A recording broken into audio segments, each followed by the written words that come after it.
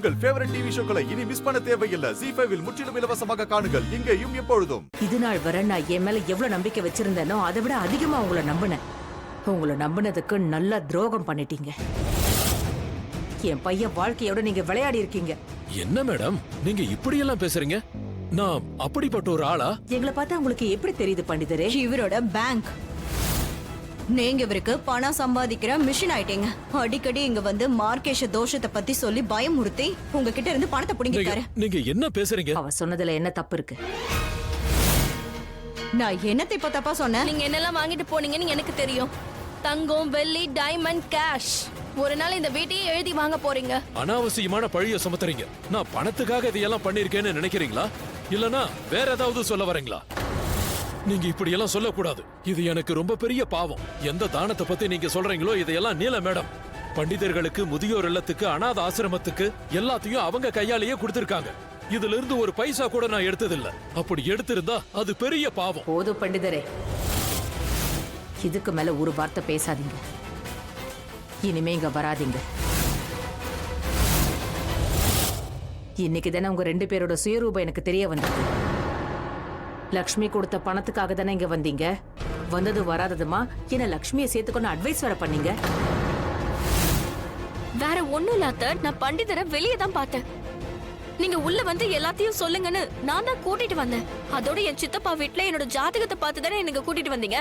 அன்னைக்கு வந்த அப்ப எனக்கு இவர் மேல முழு நம்பிக்கை இருந்துச்சு. அன்னைக்கு நான் ஏமாளியா இருந்ததுனால இவர் சொன்னதை நம்பி உன்னை இந்த வீட்டு மருமகளாக்குனேன். இப்ப புரிஞ்சுக்கிட்டேன். வாழ்க்கையில ஒவ்வொரு நிமிஷமும் மாற்றங்கள் நிறைய வந்துகிட்டு இருக்கு. நேத்து நம்பினதை இன்னைக்கு நம்ப முடியல. நீ என் பையன் உயிரை காப்பாத்த வந்த வரம்னு நினைச்ச. அது உண்மை இல்ல, நீ சாபோன்னு இப்ப புரிஞ்சுக்கிட்ட. கூடவே இருந்து அவன் உயிரை காப்பாத்த போறது கிடையாது, அவன் உயிரை எடுக்க போறவன். இதுக்கு மேல பேச விரும்பல. தயவு செஞ்சு லக்ஷ்மி, உன்னை கெஞ்சி கேட்டுக்கிற, என் பையனோட வாழ்க்கையை விட்டு விலகி போயிடு.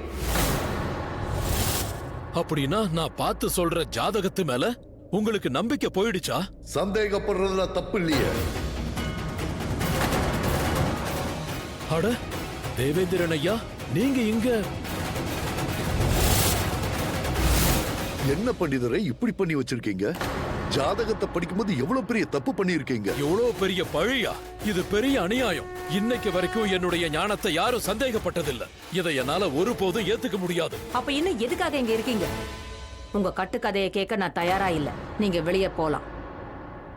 கோபம் வரல, இங்க நடக்கிறத பார்க்கும்போது வருத்தமா இருக்கு. இவ்வளவு நாள் காட்டின நம்பிக்கை வேஷம்னு நிரூபிச்சிட்டீங்க. எல்லாத்தையும் உடைச்சிட்டீங்க. சொல்ல போனா உங்களை நீங்களே ஏமாத்திட்டு இருக்கீங்க. சத்தியம் என்னைக்கும் யாருக்கும் பயப்படாது. நான் அவமானப்பட மாட்டேன். நீங்க என்ன மதிக்கல, ஆனா இவ்வளவு நாள் இந்த குடும்பத்து கூட நான் பழகி இருக்கேன். அத நான் மதிக்கிறேன். நான் தப்பான வார்த்தைகளை கொட்டிட மாட்டேன். உங்களை நான் வேண்டி கேட்டுக்கிறேன். இந்த வீட்டோட புள்ள உங்க பையன் ரிஷிய காப்பாத்துங்க. அவனை நல்லா பாத்துக்குங்க. மத்தத கடவுள் பாத்துப்பாரு. நான் போயிட்டு வரேன்.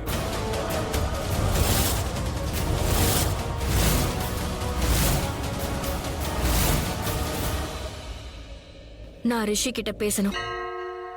ரிஷி, நீ அவனை பார்க்க கூடாது. முதல்ல இங்க இருந்து கிளம்பு. அம்மா சொன்னாங்கல்ல, பெரிய டிராமா போடாம இங்க இருந்து கிளம்பு. ரிஷி, நீ ரிஷியை பார்க்க கூடாதுன்னு சொல்றல்ல, மறுபடியும் கழுத்தை புடிச்சு வெளியே தள்ளுற மாதிரி வச்சுக்காத சொல்லிட்டு.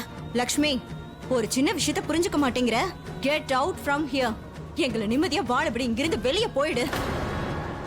ரிஷி, என்ன வெக்கம் கெட்ட பொண்ணா இருக்காளே. எல்லாரும் புடிச்சு தள்ளுறாங்கல்ல, போய் தொலையே. இங்க இருந்து போடி. ஆனா ரிஷி எங்க? அவனை கூப்பிடு. ஆனா லக்ஷ்மி அண்ணி, ரிஷி அண்ணா இப்ப வீட்ல இல்ல.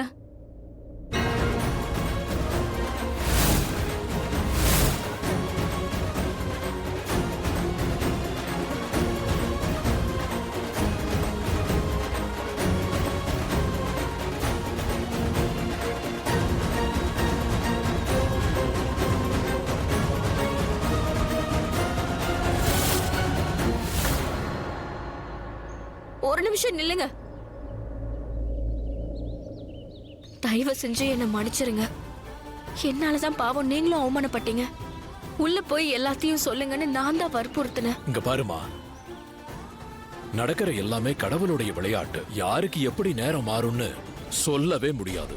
ஆனா நீ உண்மையிலேயே ரொம்ப நல்லவ. பேருக்கு தகுந்த மாதிரி நடந்துக்கிற.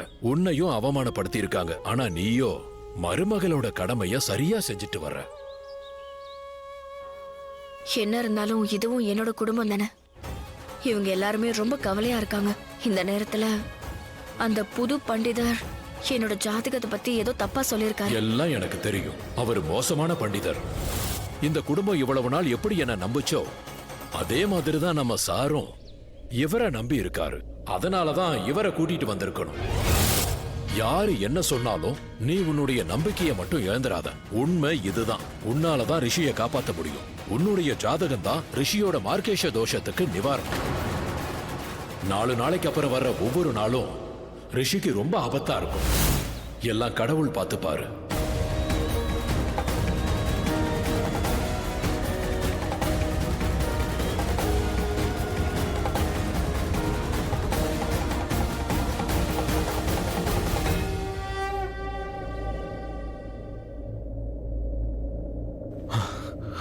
ஒரு செகண்ட். எதுக்கு நான் பெல் அடிக்கிறேன்? என்ன டிசைட் பண்ண? நான் லக்ஷ்மி கிட்ட என்ன சொல்லணும்? லக்ஷ்மி, நான் வந்து ஜஸ்ட் வேலை விஷயமா இந்த பக்கமா வந்தேன். சோ அப்படியே ஹாய் சொல்லிட்டு போலான்னு நினைச்சேன். அப்புறம் என்ன ரிஷி நீ எதுக்கு இவ்வளவு டெஸ்பரேட்டா இருக்க? எதுக்காக இப்படி துடிக்கிற? லக்ஷ்மியை பாக்குறதுக்காக என்ன பண்ற? இல்ல, இதெல்லாம் சொல்லக்கூடாது. நான் வேற மாதிரி தான் பேசி ஆகணும். அது ரொம்ப நார்மலா இருக்கணும். Easy going. அது நான் சொல்ற விஷயம் லக்ஷ்மி அப்படியே நம்புற மாதிரியே இருக்கணும். அது உண்மைன்னு நம்பணும். கார் ரிப்பேர் ஆயிடுச்சு. யா, இதான் கரெக்டா இருக்கும். எஸ்.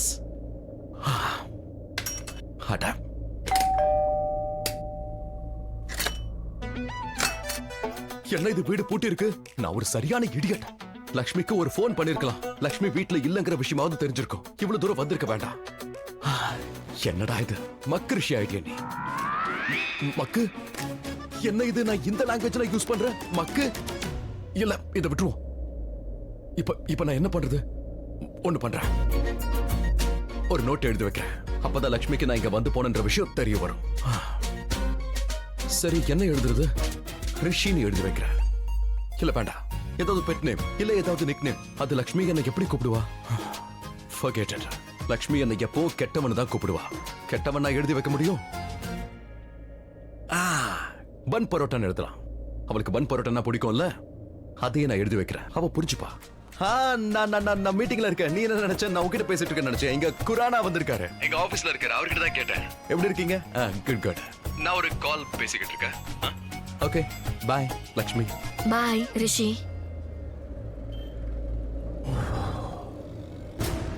இன்னைக்கு நடந்த எல்லாத்தையும் நைட்டே ரிஷி கிட்ட சொல்லி ஆகணும். அதுக்கப்புறம் என்ன பண்றதுன்னு முடிவு பண்ணலாம். அங்க வீட்ல அத்தை என்ன பண்ணுவாங்கன்னே தெரியல. ஜீ5 ஆப்பை டவுன்லோட் செய்து அனைத்து எபிசோடுகளையும் இலவசமாக பாருங்க.